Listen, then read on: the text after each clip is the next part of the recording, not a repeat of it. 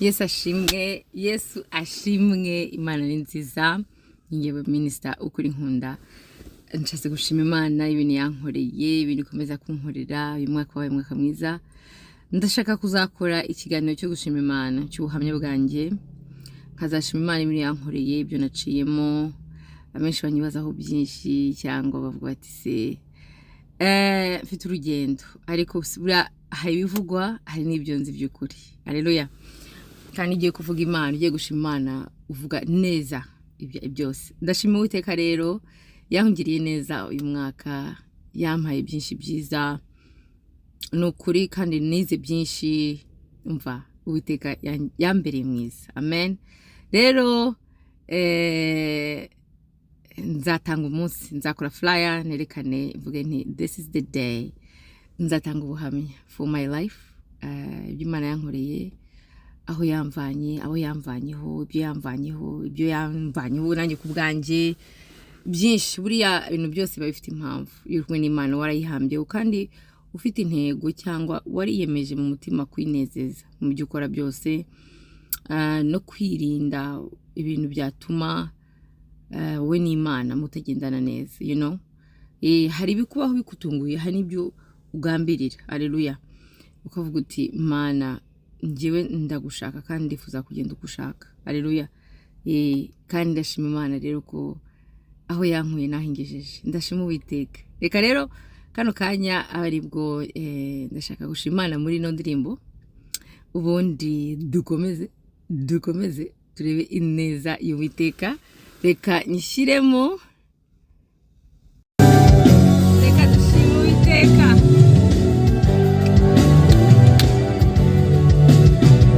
Yesu yangiriye neza.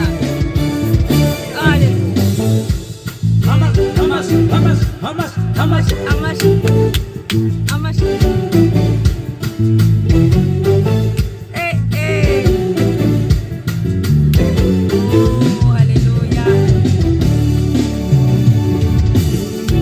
Shingo cyo kwihemura waciye mbasha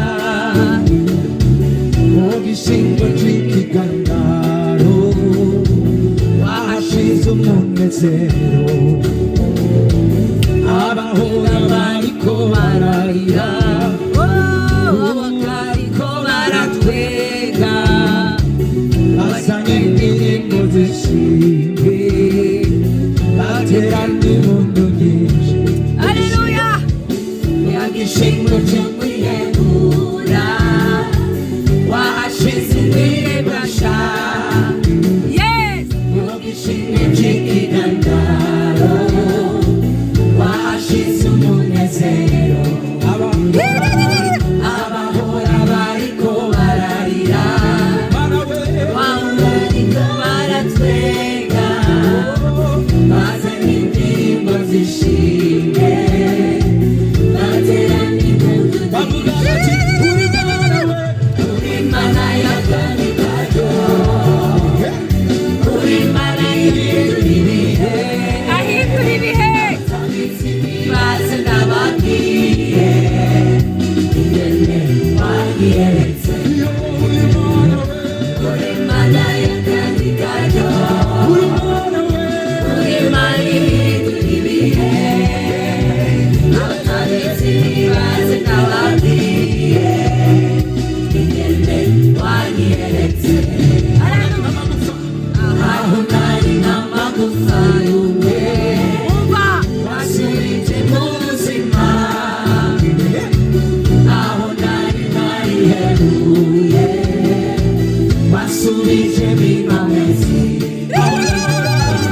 aho nahora niko narira watuzuye ibitwenga twenge ngenzanye indirimbo zishimwe.